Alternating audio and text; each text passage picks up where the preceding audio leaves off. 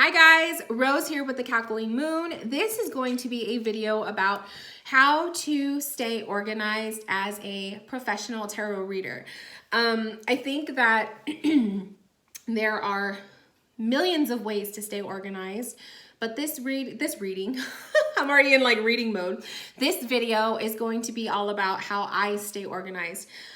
So you can follow what I do. You can take bits and pieces of what I do and do your own thing, whatever. But this is just me sharing with you guys how I stay organized and what has been working for me. So I have been reading tarot professionally for about 4 years now. I want to say I started my online shop in 2000. The end of 2013, I started my legit tarot journey in 2012. I picked up my deck and all of that kind of stuff. And I started selling my readings I think it was like September, October. It was like close to fall, 2013. And that was when I was going by a different name. And then the Cackling Moon has been Cackling Moon for almost 3 years now. So I've been doing that for about 4 years. And it's been a very progressive journey. Now, I will say,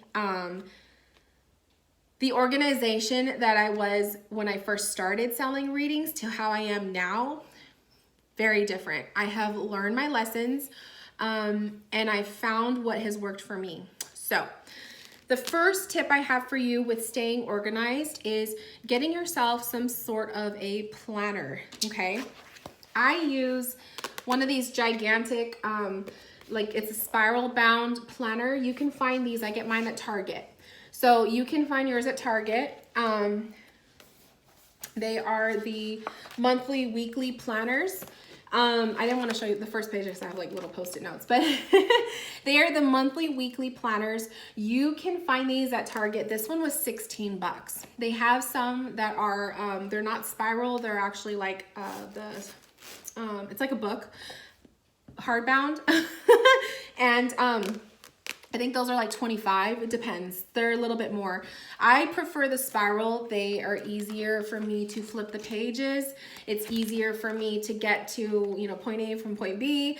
And what I really love about these planners is there is so much space to write. That is really important for me. One, because I write really big, and two, because as you go further in your journey, you are going to be making bank and making more readings. So as you become a more legit reader and people love you and they love your kick-ass readings, you're going to be making so many sales that you're going to need all that extra space to write in all the appointments. So just a little FYI. So anyways, you can get these at Target. I never used the contact thing, but I'm thinking of starting to do that now because I'm actually starting to have in-person clients now that I've been reading at The Power of Three. So I've been having in-person clients where they text me. I give out my personal phone number. I haven't gotten to the point yet where I want a business phone, but it is in the works. So right now, I do have clients that will text me. They have been respecting my my precious time, so they'll text me regarding wanting an appointment, but they're not like texting me all the time. So anyways, so I haven't really used the contact portion, but there's a huge space here where you can write the numbers, the address. It's like a little address book. But see how big it is? This is 8.5 by 11 size. It's huge, and you have a lot of space to write your contact info for people, their emails and whatnot. If you do snail mail readings, like I do that too, this would be a good place to write their name and address so you can go back to it later on. This way you're not like fumbling with your phone looking for the email and everything. The other thing that I want to show is each month has its own calendar, and it's such a big calendar, it actually goes on both pages. So if you can see that. So, and then the boxes for the calendar are rather big. And you can write, your appointment times, you can write whatever it is you need to put, but there's a big calendar portion. Now, after the calendar portion, These will have, let me go to January. They will actually have a space for each day. This is what I love so much about these planners. Look at how huge the space is. This is just for one day. One day. And as you can see, I like to write down the names of my clients, the number, the reading that they ordered and whatnot. We'll go into that right now. But look at the space. So let's say you have like 5 or 6 appointments in one day, or 5 or 6 orders that came in. So this is for those of you who, even if you don't have a tarot business, but maybe you have like an Etsy shop where you create jewelry or whatever.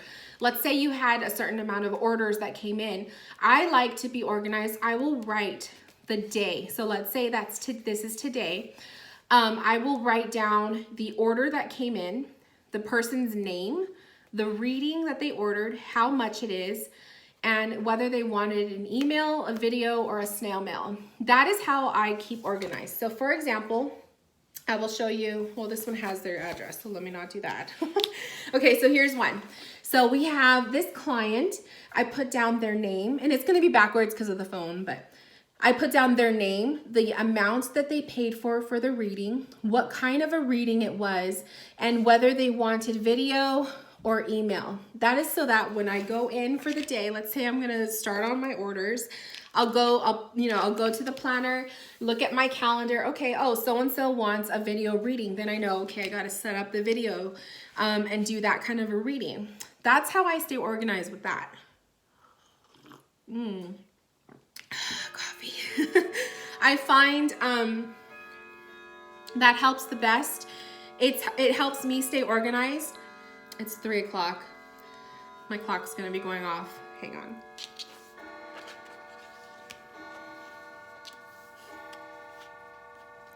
I find that it helps me stay organized.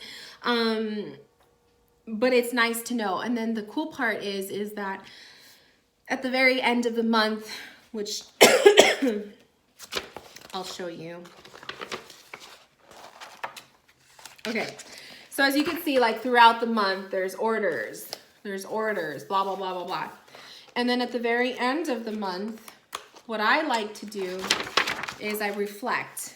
I like to reflect on the whole month. So this was for January. I like to reflect on the whole month of January. And then I will write a total of how much I made. So for the month of January, earlier this year, I made so-and-so amount of dollars from my readings. And I write it down. Now I have found that doing this helps me to stay, I feel like this is gonna fall. I have found that this helps me to stay completely organized. It's helped me to keep track of the money that is coming in. It helps me keep track of, why? It helps me keep track of the money that is coming in, the money that is going out, how much profit I made, how much I made that month. And then when taxes come around and you go to your tax man, he gives me a whole, I have to fill out this whole thing, but I don't have to go in and add everything up because I've already written the total down. So for each month, I have the total of how much I made. I write it all down, I add it all up, blah, blah, blah, blah, do my thing. So that is the beauty of these planners, okay? The best thing that I've ever discovered. I used to, and I should have brought it, but I think I have it in one of my boxes in storage, but I used to use a little journal, and it was like one of those like 5x7 little books, the journal books. And I used to use that to keep track of my client readings, and it would just literally be a list. It wasn't in any sort of neat format. It wasn't a calendar or a planner style. It was just a book.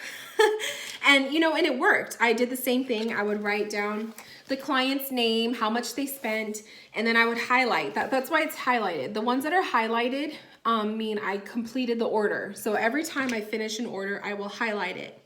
That's so I could keep track. But I found that I was getting a bit more. As I was growing my business, I was receiving more orders, and the journal, the diary way I was doing it just wasn't working anymore. I was getting confused with the dates. having it in a calendar format like this is easier for me to see how many business days I have for my turnaround, because that's the next thing.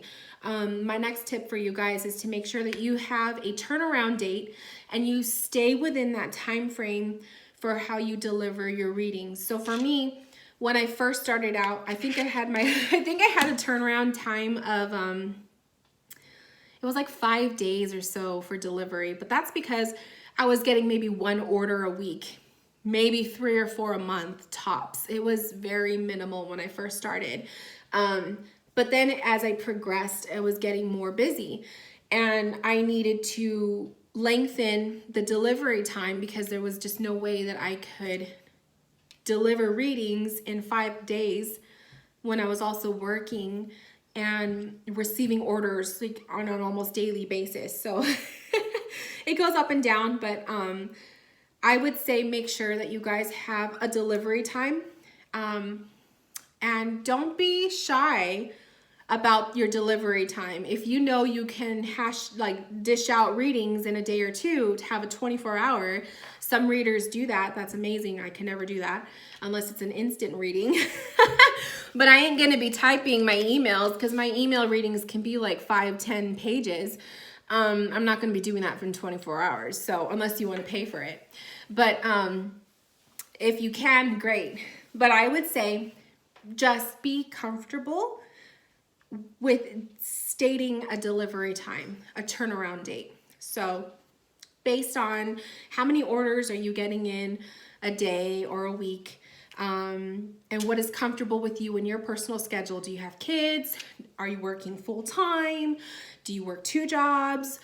What does your personal life look like? You know, do you have the time, the space, and the energy to put out orders in a time frame?